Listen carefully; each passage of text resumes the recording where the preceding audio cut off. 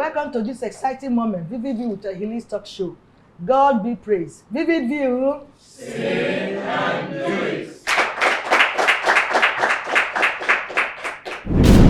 A Healing Corner. Bad excuses are worse than none. Say something, somebody. My name is Moses Nwosu. In my opinion, I would say that it's better for one to remain silent when you don't have a clue. Like the Bible, the book of Proverbs suggests that a wise man will always remain quiet. But if you do not know something and you've not said anything, everybody believes that you are calm and possibly you might know something. But once you speak out of your folly, then everybody believes you actually don't know something. So it's better you remain quiet than say the wrong thing. Thank you very much. My name is Ovian Joy. It is better not to make bad excuses because bad excuses can bring a team down and it can also bring you down. It is better to remain quiet.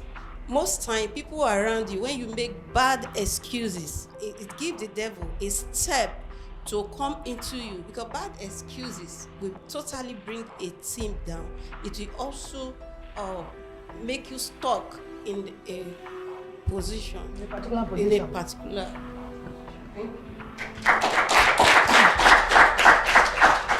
All right, thank you so much. The first person says it's better to keep silent than giving excuses. And so I key into that. Even the second contributor that says that it also make you to stuck in one position. It's true. You must have heard people say, stop these flimsy excuses. Have you ever heard that in English? Yes. That is only bad excuses. Why did you do this? Oh, because of A, because of B. No. It's better you just keep quiet. And then when you keep quiet, you don't sell yourself out. Nobody knows what you have in mind. And they just say, so you don't want to say anything. Don't want to say anything. And yet you just keep quiet. Than to say things that will be what? Can you just imagine the excuses she had just given or he gave us? Can you imagine? So be wise like a serpent. That's what the Bible says. Enough of that. Thank you so much. So we'll continue with our program for today. Indeed, what we allow our children to view or watch forms their mind and action that follows. In furtherance, effects of TV contents on our children is the topic for today's consideration. Stay tuned, please, as we take a short break. When we come back, the guests will be introduced. Vivid View. Sing and do it. Welcome back. In case you're just joining us, effect of TV contents on our children is the topic for today's discussion. With me in the studio is a real estate consultant. Let's welcome Arinola Adebipe. Vivid View. Sing and do it. As usual, before discussion proper, please follow us on social media handles are displayed on the screen. Thank you again, Adebipe. Thank you very much. All right. So may we have your perspective immediately on this subject matter? By the term TV, I would take a broad perspective to include computer, phones, and devices in general. Okay. That's a good one, yeah? Now, all of them contribute and are a major feature of the media. Their major feature, the TV is traditional media, computers, devices, and all other things. There are major elements in social media, although the fine lines are very, very thin right now. Now, the media is the fourth estate of the realm. The executive, the legislature, the judiciary, they are the first three estates. The media is called the fourth estate of the realm because it carries as much power.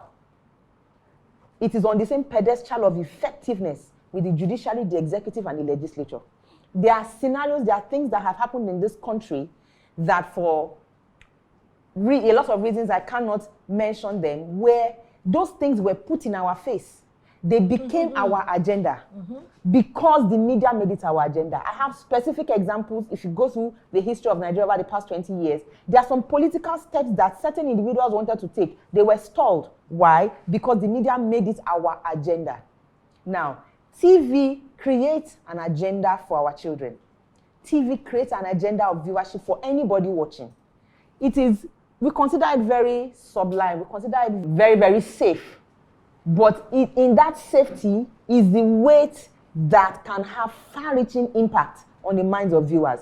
Children are worse, Especially children. yes, Yeah. because they are in their formative years. And so their brains are being molded, their ideologies, their paradigms, their prejudices are being molded by what they see. You see and what they watch. And what they watch View, and yeah. what they hear. You know, you hear children say things and you wonder, where did you hear it? On TV. I have children. I want them to watch godly things. I select what they watch. Maybe I choose Bible stories for them to watch. They will not remember all the Bible stories, but they will remember David and Goliath. Why? Because they are fighting. They will always remember Samson. Why? Because he's fighting. I say, okay, even in the small selection that I choose for you, you are still able to look for the violent one. Can you imagine? That's to show the far-reaching impact that it has Yeah. on our children. Thank you so much. That's a good one. I agree with you. On a later mood, yesterday I went out with my grandchildren, and my first grandchild says, I'm setting my table because it's for a dinner. Wow. And my husband asks, who taught you how to set table? He said, cartoon. Wow. And I said, wow, just as he said, I said, wow. So sometimes they get good in the cartoon, just as you're saying, watching TV. But there's some sides, is what we're talking about here. So just as you have good and bad, everything in life has one that is good and one side that is bad. So one side that is good is what my baby son told me yesterday. Yes. That he saw how to set table in cartoon. That's a good one. The bad side is also the one I'm talking about, them watching the violence part. That's the one they will remember. Yes. So you can see what truly does TV content influence the behavioral pattern of our children. It influences it 165%. Over 100%. Yes, over 100. It influences 165. Yes. Because when children watch TV, understand that two things. There's an angle of TV, of screen time, that a lot of people don't know. The TV, the screen time makes the brain of a developing child lazy. So you will see in our generation, you will realize that we spent a lot more time reading. We spent a lot of more time reading. Than gluing. Yes. Right So on TV. we are more inclined to create solutions from our head to use to drive things. Because the fact that you are able to see the pictures, your mind doesn't have to create it. It creates laziness on the picture creating faculty. But when you are a reader, and you are able to reproduce what you have read for somebody else, it means your mind has converted what you read into pictures that you can communicate to somebody else. That's true. You can tell the story, yeah. So it makes for very effective brain work for children when they read. However, we also watched TV. Yeah. So I'm not against watching TV, and I still Not watch at all. devices. Yeah, not at all. But we must understand that the media has three functions: to educate, to inform, and to entertain. But the information and the education are built into entertainment.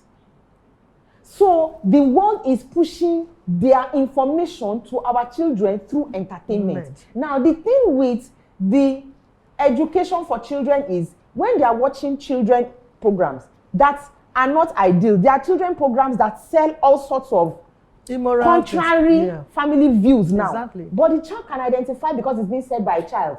The cartoon character is a child. The animated image is a child. Yeah. It's an animal that they like. So they identify with it, they relate with it in a level that they can't relate with what you, an adult, is saying. Yeah, exactly.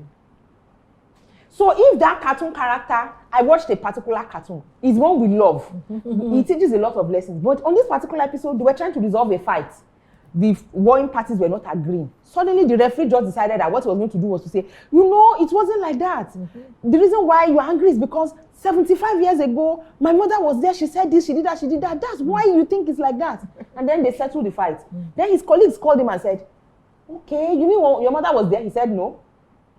Then what happened? He said, I had to create a story so that the fight will stop. That leaves an impression in the mind of the child that the end justifies the means. Yeah. So you don't have to say the end justifies the means to a child. You just have to use entertainment to create a scenario where the end always justifies the means, and the child is convinced that every end justifies the means. So it is very subtle media, very subtle but super strong. Super strong. Strong for adults, stronger for children because they are their formative years. Yeah.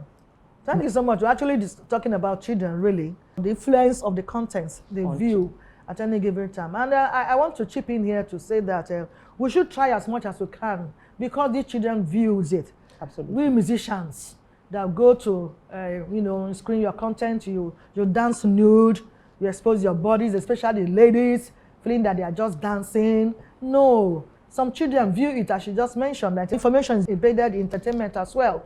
So be careful for that. You can achieve what you want to achieve, but just put on trousers as I did now. If I stand up here and have to dance with the trousers, okay, you will like it. So you don't need to expose your body as a lady before you dance and achieve what you want to achieve. And let me even tell you, or even ask, the young man that hired you, the musician himself, is well dressed. Absolutely. It's you young girls that will just be anyhow, dress anyhow. And because he pay you small money, you'll be selling your womanhood. So please, let us be careful, we musicians. And also film actors too. Sometimes some of them wear in the name of acting. Also influence our children because they don't know the difference actually. They don't know the difference. Just okay, I saw somebody, just as my son quickly mentioned, I learned it from cartoon. Also, I saw somebody dressing this way. So what's wrong with it? They wouldn't know that it's actually for a section.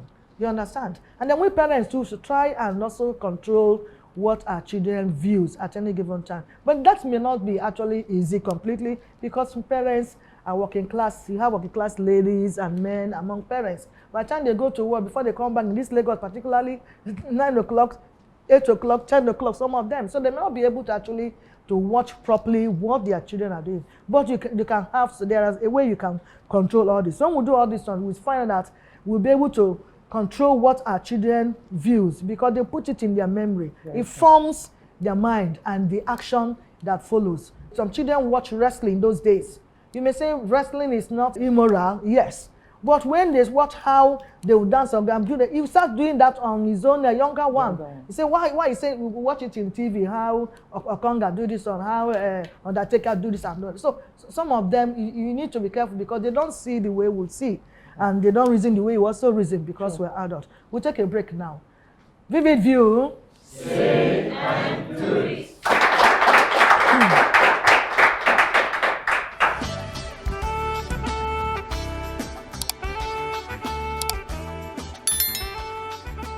This is Vivid View.